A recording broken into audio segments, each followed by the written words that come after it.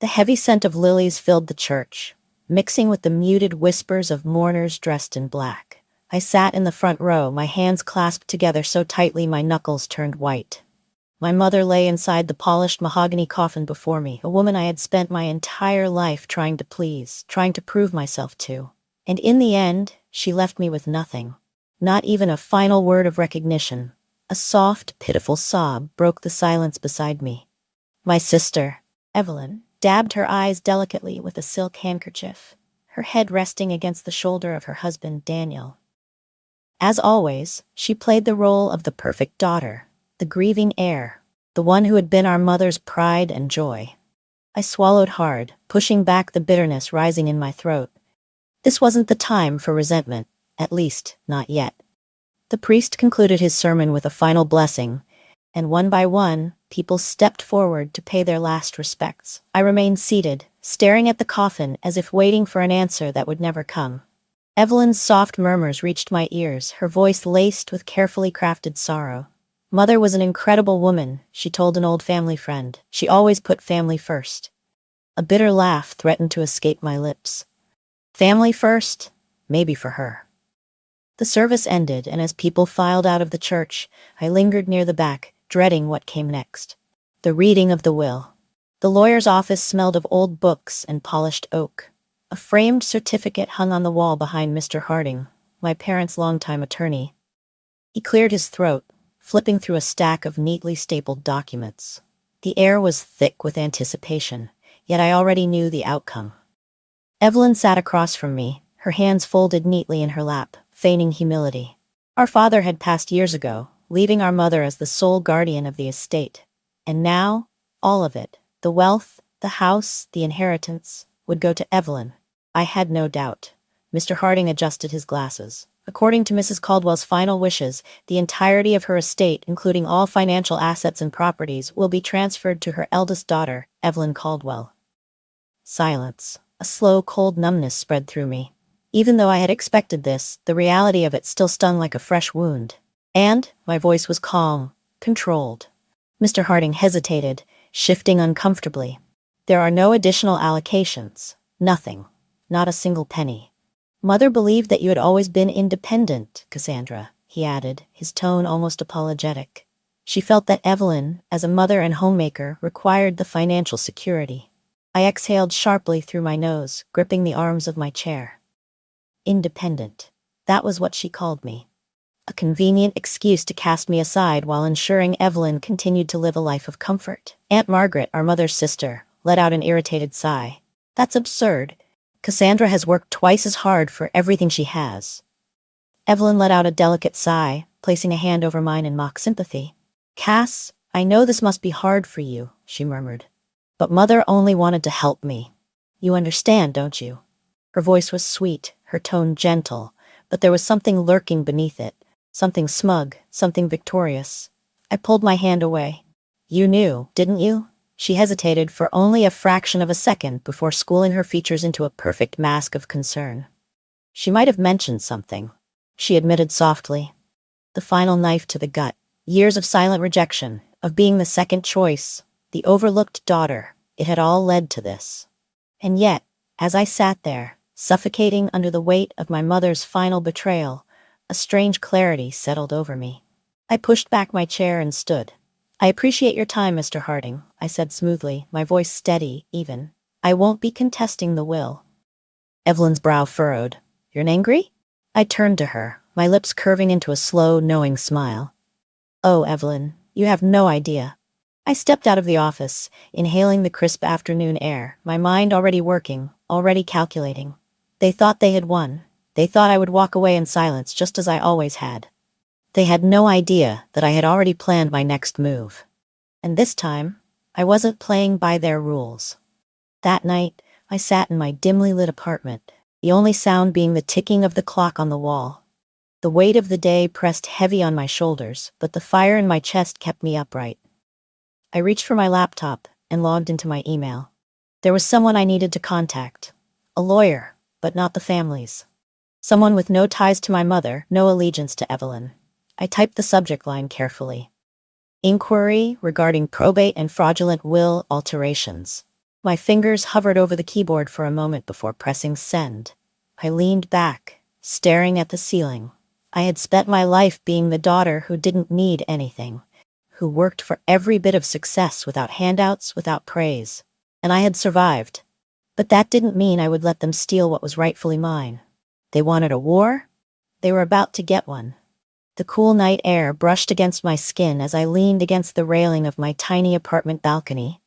The city hummed below, cars passing, distant laughter echoing from the streets. Life continued as if nothing had happened, as if my entire world hadn't just shifted with the reading of my mother's will. Evelyn had won, as she always did. I took a slow sip of my wine, my fingers tightening around the glass.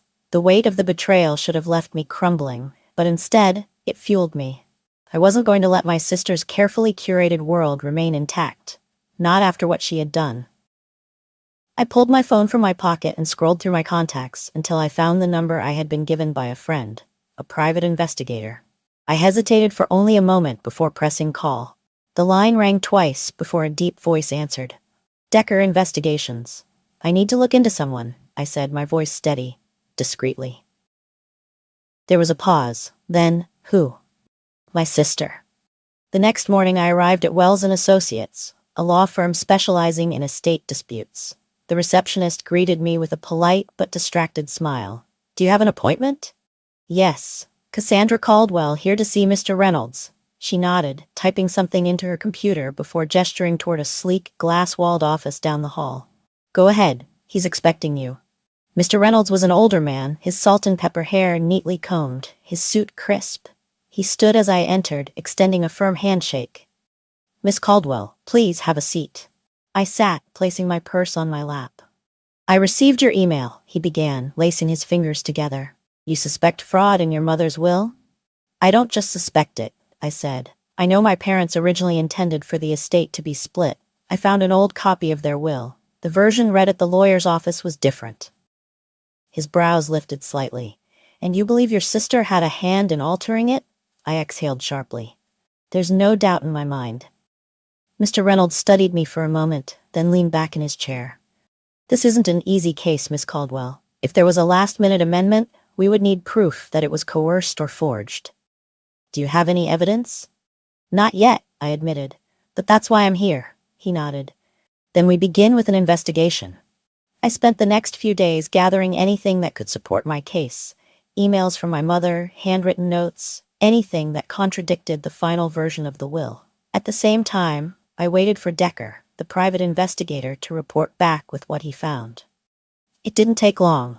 On the third evening, my phone buzzed, just as I was leaving work.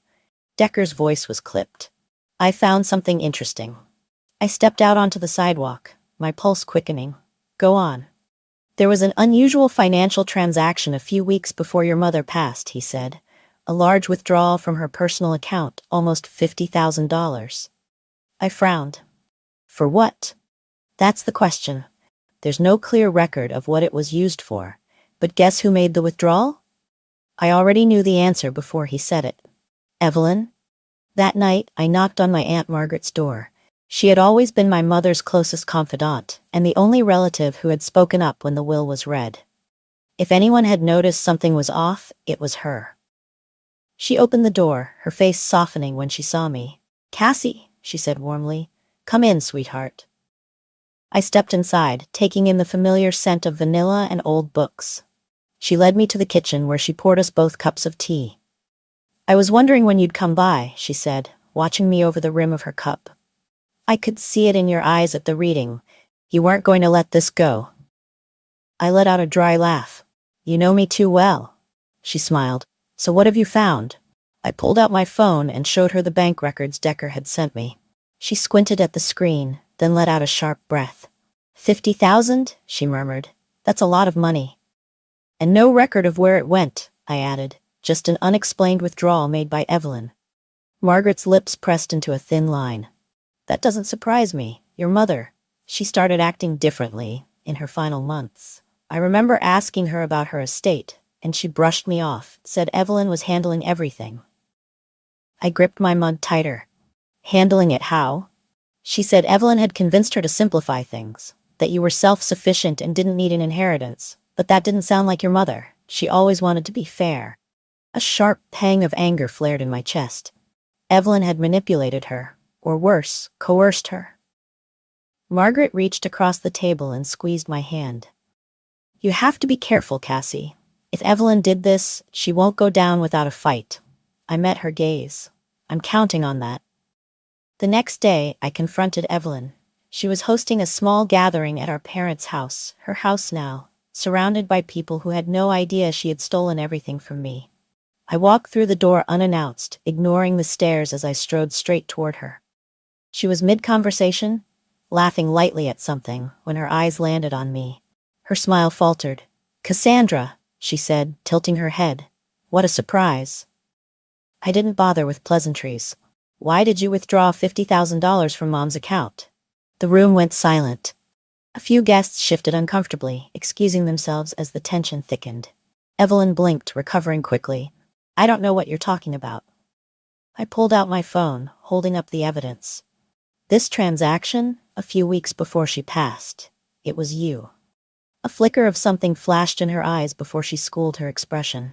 "It was for Mom," she said smoothly. "She wanted me to take care of some personal matters for her." I narrowed my eyes. "Then why is there no record of where the money went?" Her jaw clenched. "I don't owe you an explanation, Cass." I took a step closer, lowering my voice. "Then maybe you owe one to a judge." Evelyn's face paled just slightly. She exhaled through her nose, then forced a smile. "You're blowing this out of proportion. You're upset, and I understand that. But dragging this into a legal battle will just make things worse for everyone." I tilted my head. "Worse for me? Or for you?" She flinched. That was all I needed to see. I leaned in, my voice barely above a whisper. "You think you won, Evelyn, but this isn't over." And with that, I turned on my heel and walked out, leaving her standing in the wreckage of her carefully controlled world. Because she knew it now, I wasn't going to let this go. The days following my confrontation with Evelyn were a blur of calculated steps and sleepless nights. She thought she could intimidate me into silence, but I had no intention of backing down. I had spent my entire life being dismissed, cast aside as the unimportant sister. But not anymore. This time, I was the one setting the rules. I needed leverage. Something bigger than just the suspicious withdrawal. The money was a start, but Evelyn was slippery. I needed undeniable proof that she had manipulated our mother into changing her will. And I had a plan to get it. The first step was finding out who had handled the legal side of the will. Evelyn might have been cunning, but she wasn't exactly creative. Our family had used the same attorney, Mr. Holloway, for decades. If anyone knew the details, it would be him. I set up an appointment under the guise of clarifying some aspects of the estate, and when I arrived at his office, I put on my best polite, grieving daughter face. Mr. Holloway was a man in his late 60s, his gray suit impeccably pressed, his demeanor as stiff as the leather chair he sat in. He greeted me with a firm handshake before motioning for me to sit. "What can I do for you, Miss Caldwell?" I folded my hands in my lap, keeping my expression neutral. "I wanted to ask about my mother's will, specifically about when the changes were made." He adjusted his glasses, flipping through the thick folder on his desk. "Your mother updated her will a few months before her passing. That's not uncommon, especially in cases where one child is in greater need of financial support." I forced a smile. "Right. The thing is, my mother never mentioned these changes to me. In fact, up until the end, she talked about how she wanted things to be fair between me and Evelyn. I just find it surprising." Mr. Holloway hesitated. "I understand your concerns, Miss Caldwell, but I assure you, your mother was in sound mind when she made the decision." Sound mind. The phrase lingered in my head. "Was she alone when she made these changes?" I asked carefully. He frowned. "Your sister was present." "Of course she was." "Was she involved in the discussion?" He paused. It was slight, almost imperceptible, but I caught it. "Miss Caldwell, attorney-client privilege prevents me from disclosing the specifics of our meeting." I leaned in slightly. "Even if I have reason to believe there was coercion?" His expression tightened. "Do you have proof of that accusation?" "Not yet." I smiled politely and stood, gathering my purse. "Thank you for your time, Mr. Holloway. You've been very helpful." His gaze followed me as I left, and I knew he was hiding something. That night, I met with Decker again. We sat in a dimly lit booth at a quiet bar, a stark contrast to the swirling storm inside my head. I slid a folder across the table, filled with everything I had so far. The bank records, the discrepancies in the wills, and my notes on Holloway's hesitation. I need more, I said simply. Decker flipped through the documents, nodding slightly. I might have something. I raised an eyebrow. That was fast, he smirked. I had a hunch, so I started digging early. He reached into his own folder and pulled out a series of documents. Your mother's medical records. My breath caught. She was diagnosed with early-stage dementia, Decker said, watching me carefully. 3 months before the will was changed. My stomach twisted. It means that if she was showing signs of cognitive decline at the time of the update, the will could be invalid. I clenched my jaw, staring at the paperwork. My mother, already vulnerable, had been manipulated by the one person she trusted most. Evelyn hadn't just convinced her to change the will, she had preyed on her. And now I had the proof I needed. The next step was simple: confront Evelyn in a way she couldn't ignore. I didn't go to her house. That would give her the upper hand. Instead, I waited for the perfect moment. An event where she would be surrounded by her peers, the people she cared about impressing. That moment came sooner than expected.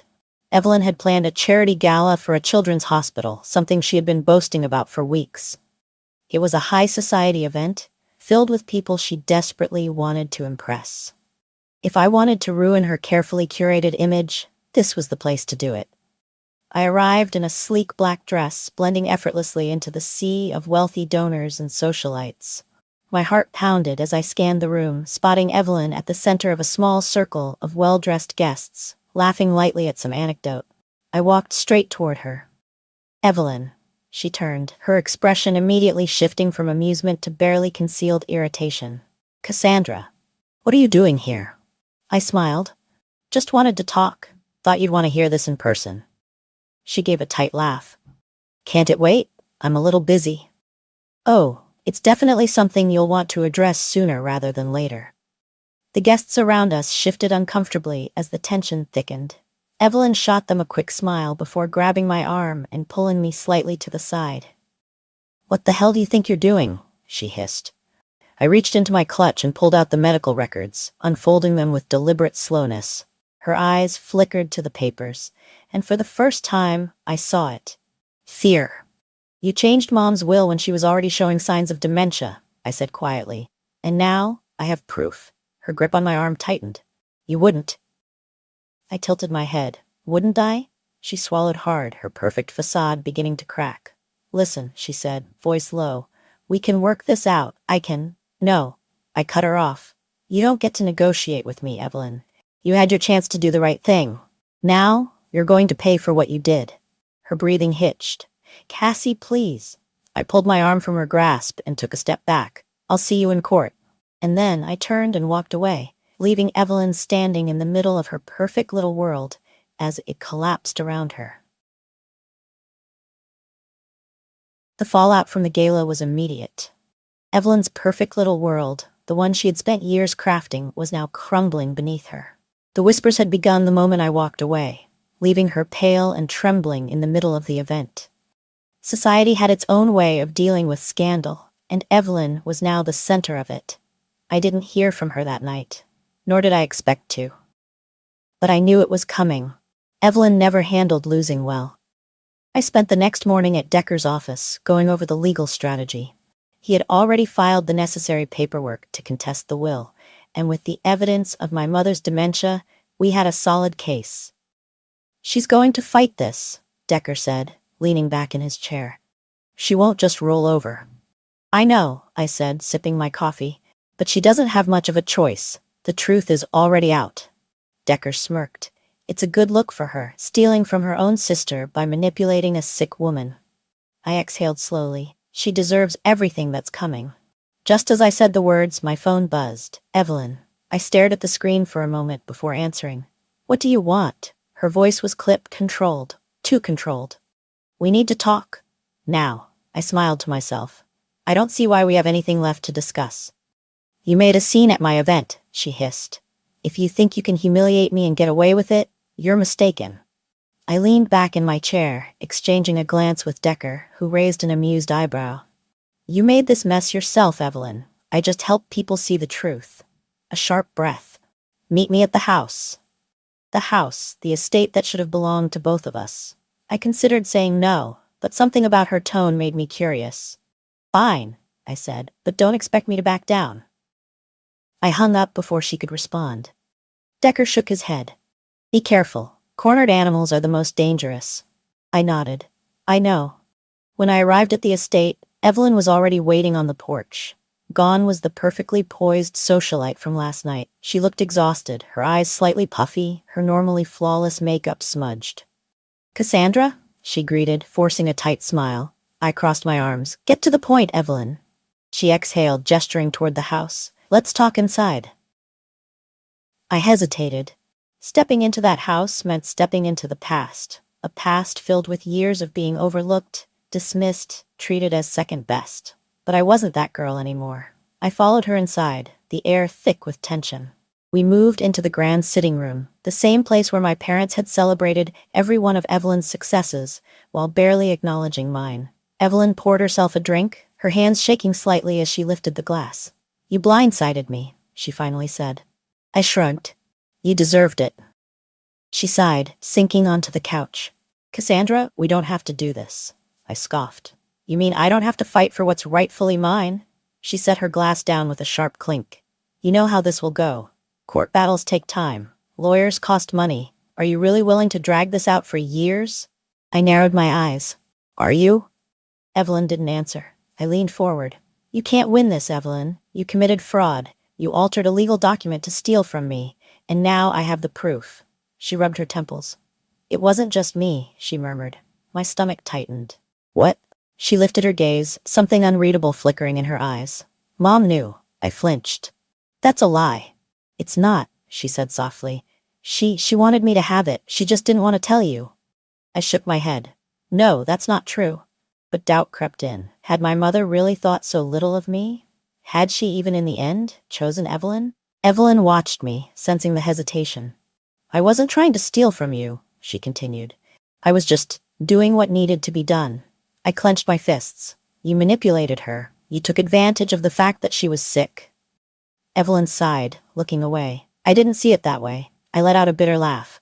Of course you didn't. Because you always got what you wanted. Silence stretched between us. Finally she said, What do you want, Cassandra? I studied her, weighing my words carefully. I want justice, I said. I want you to admit what you did. I want my half of the estate, and I want you to take responsibility for what you've done. Evelyn scoffed. And if I refuse?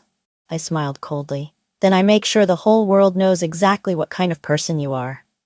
Her eyes darkened. You're really willing to destroy everything? I met her gaze evenly. You destroyed it the moment you forged that will. She exhaled sharply, looking away. For the first time, I saw something in her that I had never seen before. Not arrogance, not superiority, fear. She knew she was cornered. She had no choice but to concede, and I was going to make sure she did. Evelyn sat frozen, her fingers curled tightly around the edge of the coffee table. For the first time in her life, she was out of options, and she knew it. You think you've won, she finally murmured, staring down at the empty glass in her hands. But you don't understand, Cassandra. This house, this money, it's all I have. I scoffed. And whose fault is that? She lifted her gaze, a flicker of something unreadable in her eyes. You wouldn't understand. I exhaled sharply, shaking my head. No, Evelyn, I understand perfectly. You built your entire existence on lies, manipulation, and privilege. And now, when it's all slipping through your fingers, you're trying to make me feel guilty for taking what was mine all along? She opened her mouth to respond, but I wasn't finished. For years, I watched you get everything. I watched Mom and Dad throw you parties, praise you, defend you, while I was left to fend for myself. And you know what? I was okay with it. I worked hard. I built my life without their help. But this, I gestured around the opulent sitting room. You crossed the line when you took what didn't belong to you. And now you're going to face the consequences. Evelyn's lips pressed into a thin line. So what do you want, Cassandra? You want me to beg? To sign everything over to you? I tilted my head. That would be a start. She let out a bitter laugh, shaking her head. You think it's that simple? It is, I said evenly. You can fight this in court, but you'll lose. And when you do, you won't just lose the estate. You'll lose everything. Your reputation, your status, your social circle. Once the truth comes out, no one will want to be associated with you. Evelyn swallowed hard, the color draining from her face. I leaned forward, lowering my voice. Or you can do the smart thing. Cut your losses, sign over my share, and walk away before this turns into a public humiliation. She was silent for a long time. I could see the wheels turning in her mind, weighing her options. Finally, she exhaled. Fine, she said quietly. You want half? Take it. She reached for a notepad on the table, scribbling something before tearing off the page and sliding it toward me. I'll sign over my share of the estate, she said, her voice barely above a whisper. But in exchange, you keep this out of court. No press. No public scandal. We settle this privately. I glanced at the paper. It was a preliminary agreement, a start. I considered it for a moment before nodding. Deal. Evelyn's shoulders sagged in relief. But don't think this makes us even, I added. You still took years from me, you still tried to erase me, and I won't forget that. She nodded slowly. I know. For the first time there was no smugness in her expression, no superiority, just quiet defeat. I stood, pocketing the agreement. I'll have my lawyer draft the official paperwork. You'll hear from me soon. Evelyn didn't reply. She simply sat there, staring at the space where the glass had been, as if the weight of her choices was finally sinking in. I walked out of the house, inhaling deeply as the fresh air hit me. The sky was clear, the morning sun casting long shadows across the grand estate. It wasn't just about winning, it was about taking back what was mine. And for the first time in my life, I felt free. The house was quiet, eerily so. For the first time in years, Evelyn wasn't here. No echoes of her sharp voice, no scent of her expensive perfume lingering in the air. The place felt empty, abandoned. I stood in the grand foyer, staring up at the chandelier that had once seemed so untouchable. How many times had I walked through this doorway, feeling like a stranger in my own home? How many times had I told myself that one day, things would be different? And now, that day had come. The estate was legally mine, or at least half of it. Evelyn had made sure to sign the agreement before slinking off to whatever corner of the world she thought would shelter her from the fallout. It was over. Yet, as I walked through the halls, past the ornate mirrors and the elegant furniture, I felt nothing. This house had been a battleground. A place where I had fought tooth and nail to be seen, to be valued, to be acknowledged. And now that I had won, I didn't want it.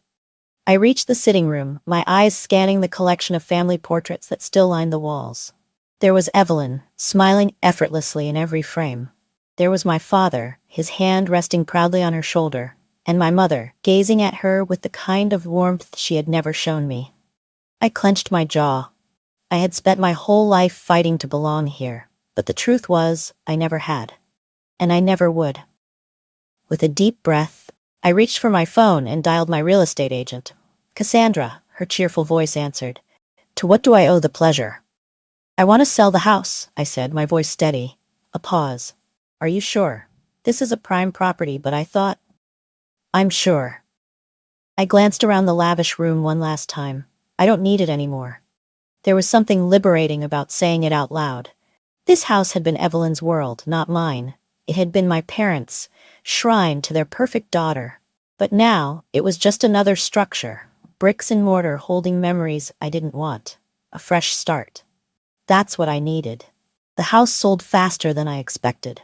Apparently, even with all the history tied to it, the estate was still prime real estate for wealthy buyers. The money didn't matter to me. I had built my life without it, and I would continue to do so. The first thing I did after finalizing the sale was book a one-way ticket out of town. A different city, a different future. One where I wasn't Cassandra, the forgotten daughter. Aunt Marlene was the only one who seemed to understand. You deserve this, she said when I told her my plan over dinner. You've spent your whole life in their shadow. It's time for you to step into the light. I nodded, taking her words to heart. For so long, I had believed that my parents' approval, their recognition, was the key to my happiness. That if they just saw me, really saw me, I would finally feel whole. But they never did, and I had wasted enough years trying to change that. Evelyn had called once since she left town, not to apologize, not to make amends, but to lash out one final time. "You got what you wanted," she had sneered. "I hope you're happy." I hadn't responded, because the truth was, I was happy. Not because I had taken the estate or exposed her lies. Not because I had won, but because for the first time in my life, I was free. On my last night in town, I stood outside what had once been my family home. The lights were on inside, a new family already settling into the space. Good, let them make new memories here. I wasn't looking back anymore. With one final glance, I turned and walked away, because my past didn't define me. My future did.